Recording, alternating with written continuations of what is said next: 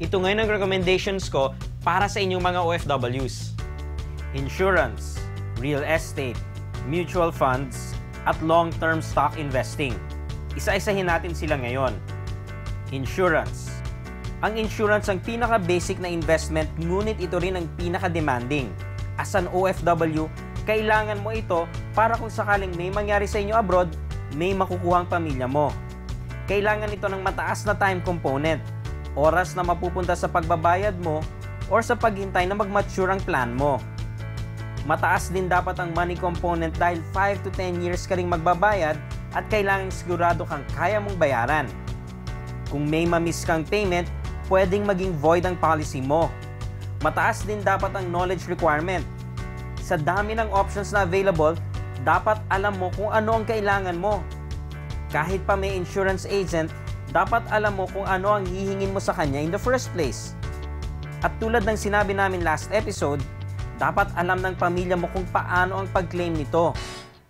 Demanding ito dahil all three components should be high. Pero ito ang pinaka-basic na dapat meron tayong lahat. Real estate. Ang pag-invest dito ay nagre-require ng mataas na time component. Time na mapupunta sa pagbabayad sa payment terms ng lupa or condominium at time na mapupunta sa paghintay hanggang maitayo ang bahay or condo unit. Kailangan din ng mataas na money component dahil malaki ang kailangan mong bayaran as compared to the other investment options. Kahit naka-easy payment terms ka, mas malaki pa rin ang monthly or annual na babayaran mo kung ikukumpara sa mutual funds or stock investing. Sa knowledge component naman, okay lang ito maging mababa. Basta alam mo lang at may tiwala ka sa developer, pwede na. Kikita ka kapag tumaas ang value ng lupa at kung maumpisahan mo nang maparent ang bahay or condo unit mo. So kung ikaw ay maraming time at money, pwede kang mag-invest sa real estate kahit koonti lang ang knowledge mo dito. Mutual funds. Dito naman, kailangan din ng mataas na time component dahil kailangan bigyan ng oras para kumita ang pera mo at kailangan tuloy-tuloy ang pag-invest dito. Ang maganda rito, pwedeng mababa ang money component mo. Ilang beses nga nating nabanggit na pwede kang mag-invest ng as low as 1,000 pesos per month.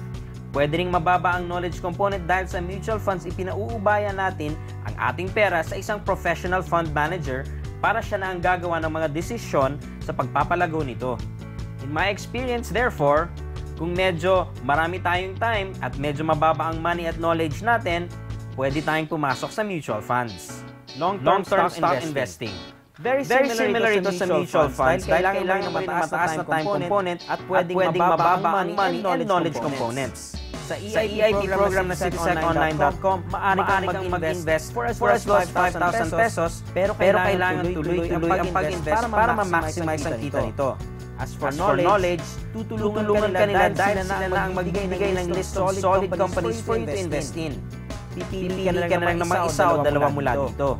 Maaari kang kumita dito dahil sa power ng peso cost averaging. So kung mataas ang time mo at mababa ang money and knowledge, pwede ka rin dito sa long-term stock investing.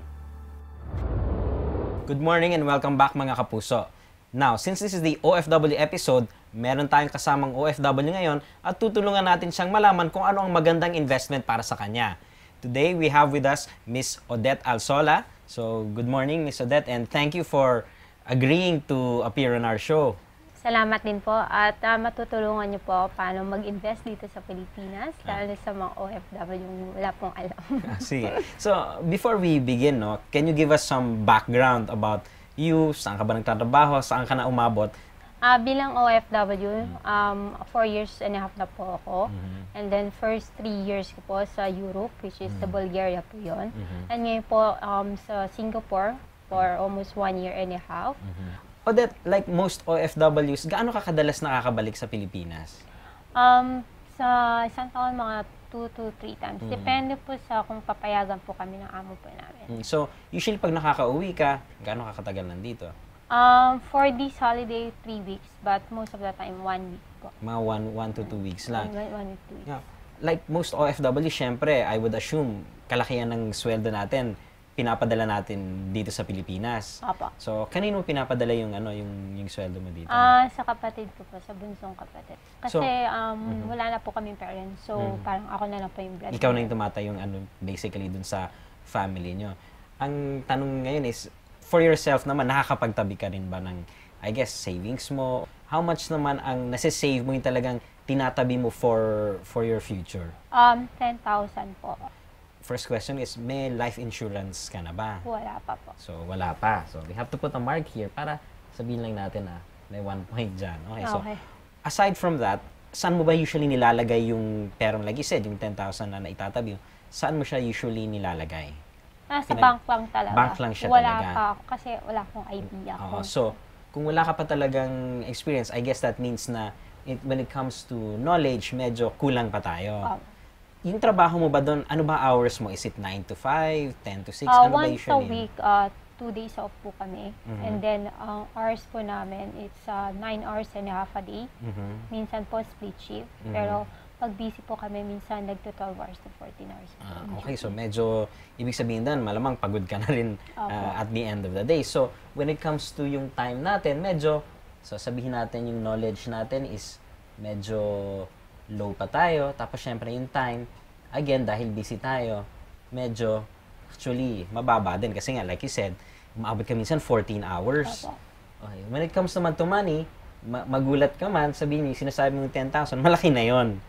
Marami ka nang talagang pwedeng gawin doon. And yun nga, i-discuss natin. So, that means, medyo mataas actually yan. Kasi, karamihan dun sa mga options na pwede mong pasukan ng pera dito, cash na 10,000 eh. Dito sa mutual funds or UITF, for as low actually as 1,000, 2,000, pwede ka nang magsimula dyan. So, dito, pwede tayo dyan. Ang maganda pa dyan, hindi mo naman kailangan ng malaking knowledge kasi nga may fund manager na gagawa. Tapos, mababantayan mo siya through the internet. Okay, ngayon, real estate, kahit naman pwede nga yung pera, yung budget natin na 10,000, actually, pwede ka nang mag-down payment, pwede ka nang mag-monthly, meron pa ka no down payment ngayon. But again, yung time requirement sa real estate, medyo mataas. Kasi syempre, dapat may magbabantay. Kung lupa yung binibili mo, dapat may tumitingin dyan kasi baka na lang pagbalik mo, may nakatayo ng ibang tao doon. Yung very popular na ginagawa ngayon is bibili ng condominium. It's a good idea, again, if you have the time, na bantayan yung condominium. Kasi mahirap maghanap ng tenant kung papahupahan mo yan. Diba? Tapos syempre, sino din mangongolekta mula dun sa umuupa. So, pagdating natin sa time, medyo mahirap. So, this is, kumbaga, maliit lang yung check na yan kasi hindi masyado siyang ideal sa situation mo. Yung stocks naman, yung knowledge sa simula, medyo kailangan mataas. So, yun, hindi masyadong maganda. Yung time naman, maliit din lang. Tapos, yung money din, maliit din lang ang kailangan. Sa previous episode namin, napakita na namin yung EIP program ng CitySec Online. Actually, kung doon tayo papasok, pwede din yan. Kasi, eto, tatanggalin na to kasi CitySec na rin ang, kumbaga, mag-a-advise sa'yo eh. Okay. So, ang kailangan mo lang is a little bit of time na pareho din ito, makikita mo naman sa internet. Tapos, maliit din lang yung kailangan na pera. Ngayon, before we get to that though, nabanggit na natin kanina, wala pa tayong life insurance.